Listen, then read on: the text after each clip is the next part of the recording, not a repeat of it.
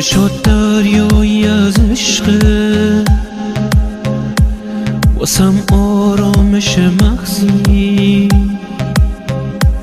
چه بی منت دوستم داری، واسم یک دنیا میارزی، تو دستاتم نیت دارم، دلم قرصه مثل کوهم، بهم دلگرمی میبخشی تا کم شه بار اندوهم.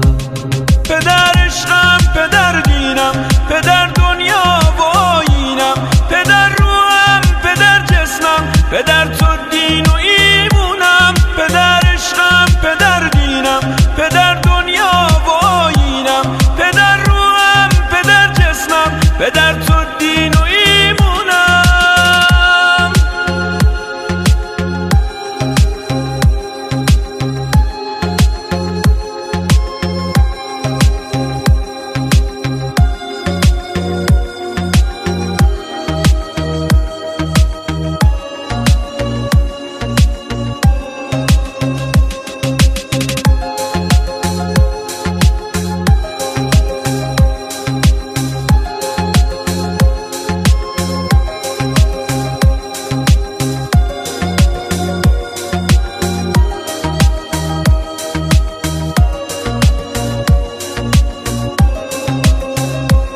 پدر تنها ترین عشقه، واسه روزای تنهایی، پدر یک عشق جاویدان برای هر چی زیبایی، پدر یعنی احساسی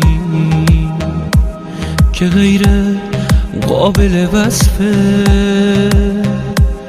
پدر یعنی سکوتی که واسم زیباترین حرفه. پدر عشقم، پدر دینم، پدر دنیا و آیینم، پدر روحم، پدر جسمم، پدر تو دین و ایمونم. پدر عشقم، پدر دینم، پدر دنیا و آیینم، پدر روحم، پدر جسمم، پدر تو دین و ایمونم. پدر عشقم، پدر دینم، پدر دنیا و آیینم، پدر روحم، پدر جسمم، پدر تو